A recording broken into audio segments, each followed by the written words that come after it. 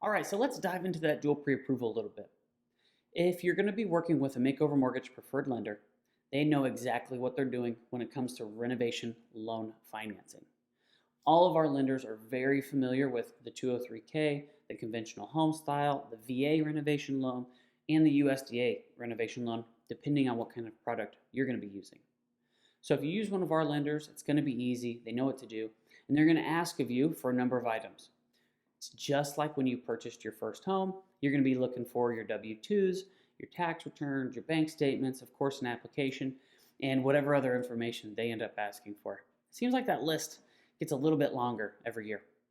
Now, once you give them all of the paperwork, what you're going to then need to figure out are two things. How much do you currently owe on your home? So in this case, in our example, it's $245,000. And then how much money can you borrow altogether? So are you able to borrow up to that ARV amount? Some people can borrow much more. There's a chance that you can borrow up to, again, I'm going to use this example, you can borrow up to $350,000. But you can only borrow enough money based on the ARV of your home. So just because you can borrow more doesn't necessarily mean you get to spend more. So starting with and working with a preferred lender from Makeover Mortgage is a great place to start. Of course, if you already have a lender who's familiar with the renovation loan process, knows what they're doing, then you can by all means use them. So getting pre-approved is step number one. All right, step number two is have a HUD consultant visit your home. The HUD consultant's job is to basically get the project set up. They're going to talk to you about what's going to be required to be done to your home in order to pass your loan minimum qualifications. And then they will also set up your scope of work based on what it is you would like to upgrade. The HUD consultant is required in a couple steps and not required in others. So if you are using an FHA 203K loan in order to do your renovation project, that project's total renovation cost and what you're doing are both going to be determinants of what or whether or not you use a HUD consultant.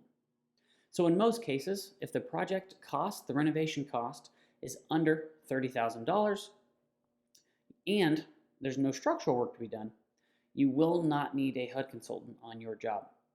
As you read through this form, you'll see that $35,000 is what we have written down, but by the time you borrow your 10% contingency, you have additional closing costs, and you get all of the lender costs paid, it looks like and typically ends up being about $30,000 for the reno and about $5,000 in other costs. So if you're using an FHA 203K and your renovation loan is under 30 grand and there's no structural work being done, no HUD consultant required.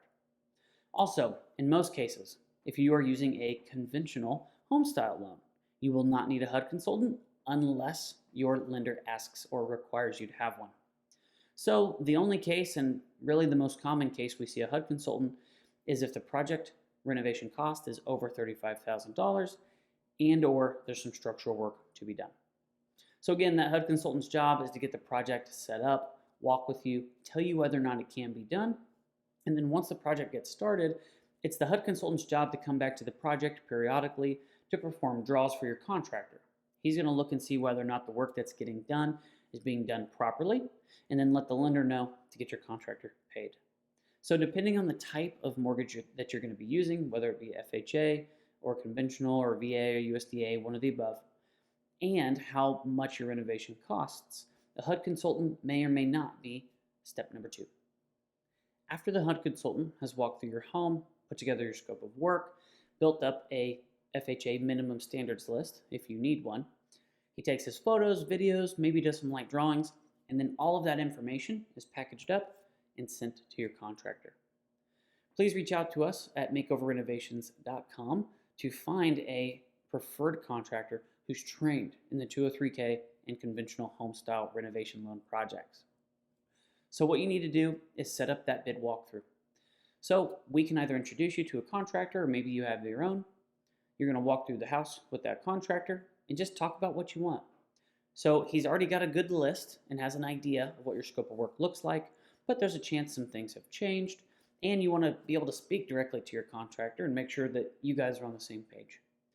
So you're going to walk through your project, telling that contractor exactly what you want done. Once they're done walking through, they throw their measuring tape around, take their own photos, notes, videos, all the above. They then go back and start working on your bid. Now, depending on the size of your project, it may take a week, it may take 3 or 4 days, it could take 2 weeks or more, depending on how many subs have to come to the property, depending on how many times they have to talk to the city about different code and permitting rules. Your bid may take longer or shorter. So just be patient. We'll do our best to make sure that that contractor knows, hey, we need a bid quickly, but you got to be patient and just work with that contractor and wait for him to get you a bid back. So if you account for roughly 7 to 10 days on average, once that first bid comes back, you need to do your best to look through it, make any kind of edits that you might need to have done, and get it back to them. The faster you can get edits back to a contractor, the faster we can come to a final bid and move on to the next step. So just keep in mind that contractor does have other jobs going on. There are other projects in the works. There are other projects he's currently dealing with. He's going to work on your bid and get it back to you. But that's why we want to make sure we're very communicative. We have a very good bid walkthrough, explain everything that's going on, and really give that contractor everything that they need to get us a good bid back.